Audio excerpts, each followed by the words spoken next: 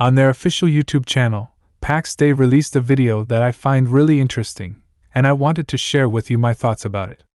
For anyone who doesn't know, Pax Dei is an upcoming sandbox MMORPG, and if you would like to know more about it, I have a dedicated video for it you can check out later. Let's first check out their videos so everyone who hasn't seen it yet can understand what I will speak about.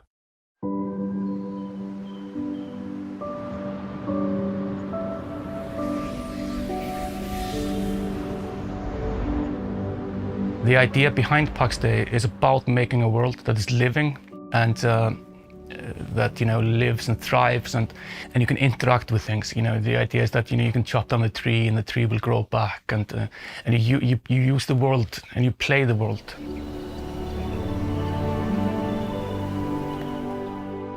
We have a bunch of different biomes in the game that have all their own unique both look and feel and what you can find in them. Yeah, we try to create a very distinct look for each of them. The world is huge.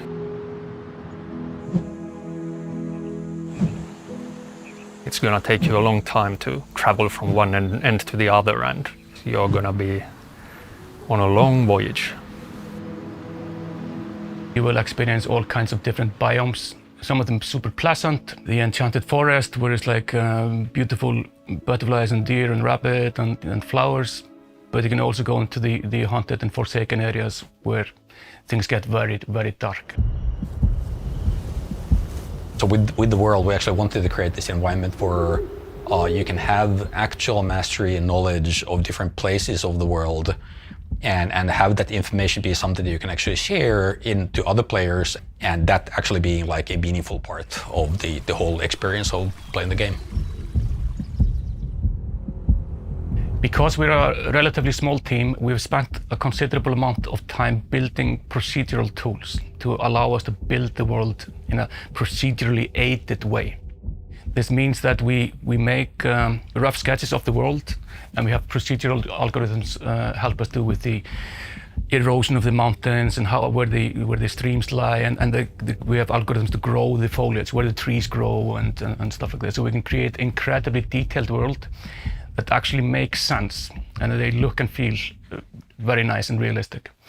But at the same time, they're also interactable, because all the data is stored in databases, so every tree exists. It's not just set dressing. You can cut on any tree in the game. You can pick any flower, you can pick any mushroom. It's about interacting with the world itself. I try to make all the effects very smart. So instead of placing butterflies on every meadow and flies on every dungeon, I usually just have a system in the player that figures out where you are at the moment and then just spawns the effect that would suit that place the best. So you don't have to go in and hand place stuff in there. So the world doesn't show the player effects, but the player reads the world and shows effects around the player. So it's all these smart systems, I would say. What I like is really like exploring the world with a bunch of friends. Oh, there's a little cave, let's go look what's in there, and there's something to fight against, and then okay, there seems to be something in the distance, and just let's explore and see what's actually out there.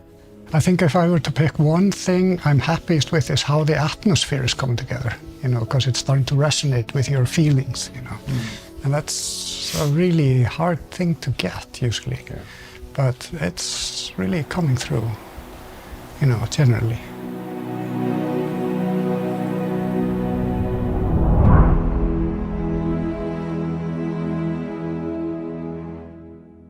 We still don't have a lot of gameplay footage from the game, as it is in an early stage of development, but I wanted to inform you about this video because it has something I would like all the upcoming MMORPGs to have, and that is the passion that I see from their team when they speak about the process and the development of the game.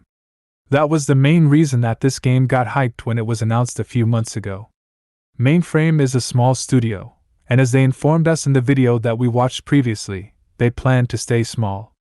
The game has a long way to go, But it is really promising to see teams like this one take part in the release of new MMORPGs, because I believe this is the main thing every company must have when they start a new game: passionate people who have made it their purpose to deliver a solid game.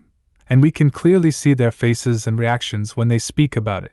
I would like these people to get what they seem to deserve as a reward. I say seem because we never know what might change in the future, but as it is now, I totally support their efforts, and I am really excited to try the game whenever it is ready for testing. Let me know in the comments what you believe about this game and their team. Do you see things as I see them, or might I be too high on copium? Thank you very much, and don't forget to like the video and subscribe to my channel for more MMORPG content. I hope to see you again in the next one.